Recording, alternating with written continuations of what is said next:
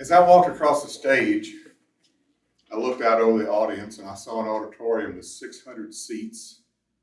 Every seat was filled. There were people standing around the back. And I'm thinking, can I really do this?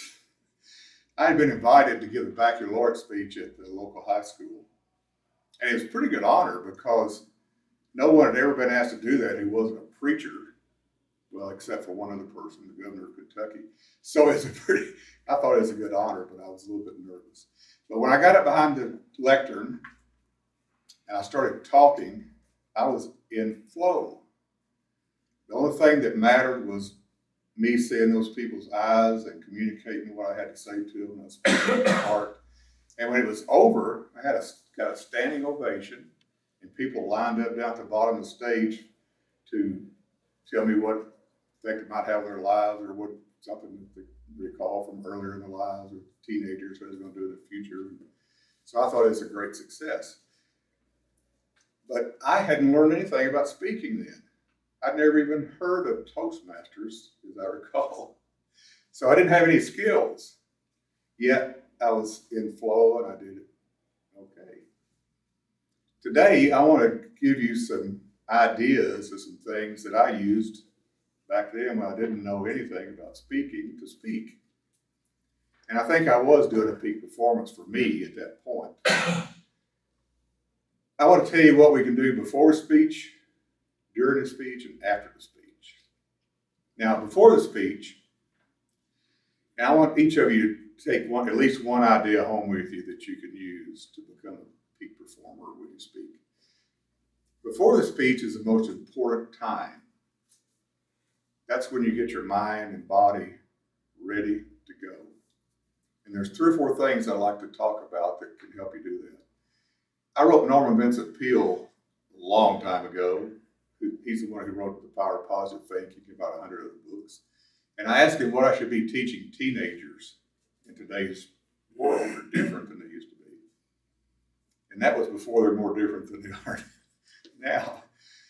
He wrote me back and told me one of the most brilliant things I've ever heard from a human being. He said, tell your young people to use the as-if principle.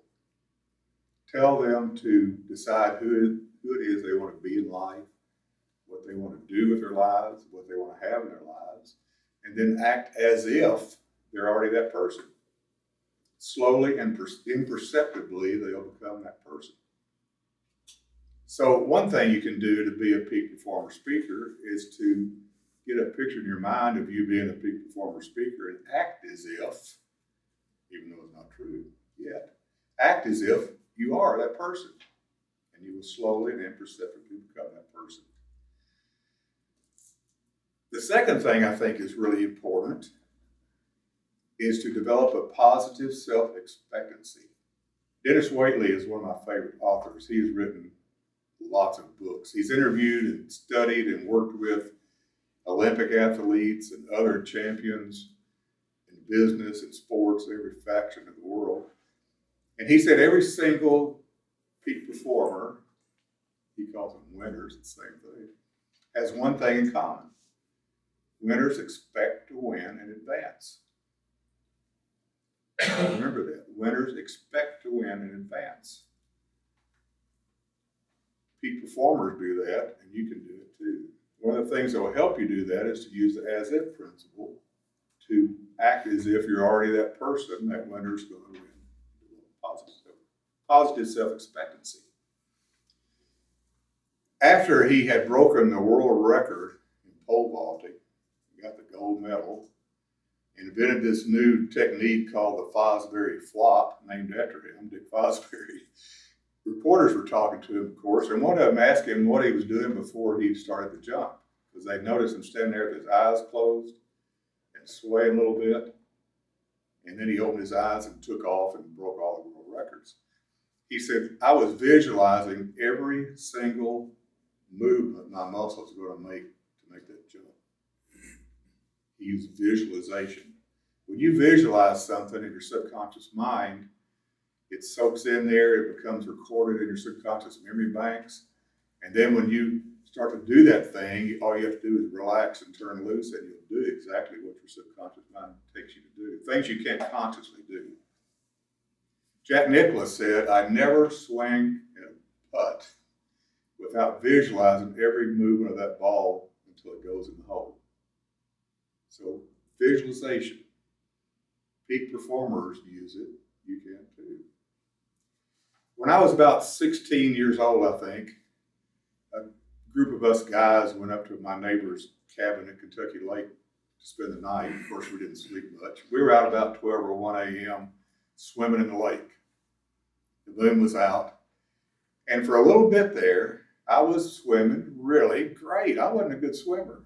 But that night, I couldn't do anything wrong. I could dive, underwater, top of the water, whatever I wanted to do. And I was, for a little bit there, I was Michael Phelps. And so, but all of us have those types of memories of some time when we really excelled. We were peak performing. We were at our best. We were invincible. We were confident. We were talented. We were doing it all perfectly. What I like to suggest is to use that plus knowing how the human mind works, which works by association, as most of us know. And think about one of those times in your life when you were just Michael Phelps, or maybe it's something different. And visualize it and get your body and your mind in that mode. Just remember exactly how it was and get that feeling, and to do something physical. It could be something as simple as clenching your fist, but attach some kind of physical movement to that feeling. Do that a few times. Now, as you know, since your mind does work by association, when you clench your fist in the future, say when I walked right up here and clenched my fist, all of a sudden that relates back in my brain. I'm back in that mode where I'm Michael Phelps. And that's a good way to start a speech off. So use that in your brain. Get the peak moment, attach it, start off, get that in flow feeling. I was in flow in the water. So during a speech, now that's the easy part. During a speech, the first thing we want to do is just relax. Think of every speech as a practice for the next performance. That's all I'm doing right now. I'm practicing for my next speech. It gives us a chance to learn some things. But while you're doing it, don't be thinking about anything. Be in the present moment. When you're in the present moment, none of that stuff in our background, those background voices that say, you can't do that, or I'm always messing up, or I'm too nervous in front of people. You know those things we think? Wash them out. Be in the present moment. The only thing that matters is you saying what's coming out of your heart, and people like Tammy listening and learning from it. And you got that connection, and you're right this instant is the only time you're ever alive. So be in the present moment. Now, after the speech, this is a time to learn from mistakes. During a speech, you don't want to think about a mistake. Now, every one of us messes up in a speech. We're always leaving something out. We say something we didn't mean to, go over time. We get them out of order. I've probably already done that. Have y'all seen anything I've messed up on yet or left out of my speech? Because y'all don't know. I probably have. Nobody ever knows. So if you make a mistake during your speech, you just keep trucking. Nobody knows. Unless you say, oh, I lost my place, or I left out, I'm going to tell you this, or some of that kind of thing. Don't ever do that. During the speech, you're relaxed and you're in the present moment, you're talking. You're influencing people. After the speech is when you think about those mistakes. Now, we have a unique situation in Toastmasters that each speech, including mine today, is being evaluated by somebody. So after I get through speaking, I'm going to have a chance to hear what somebody else thought, where they noticed my mistakes that I didn't pay attention to. And they're going to tell me some of the things I did well, so it bolsters my self-confidence. You know what? I've never spoken to a hostile Toastmasters audience. It's always a bunch of friendly people. So it makes it easy to just relax and to practice for your next performance. But if you pay attention to your evaluator, you'll learn some things you need to do better. And this is one of the second times in your speaking part that you don't want to let emotions get in the way. You don't want to think, oh, that was so embarrassing.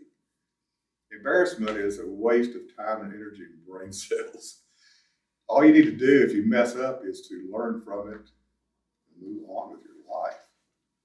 Peak performers say, I messed up because next time and that's how you fix a mistake. You learn from it, and next time you do better, you make another mistake. Peak performers say, I learned from it because this time I messed up because next time I'll do whatever, and you can too. So in conclusion, which is like a wake-up call for audiences, I want to explain to you what I just said. If anybody can take away something that helps you so you can be mentally prepared for your speech and you can be relaxed in the present moment while you're giving it,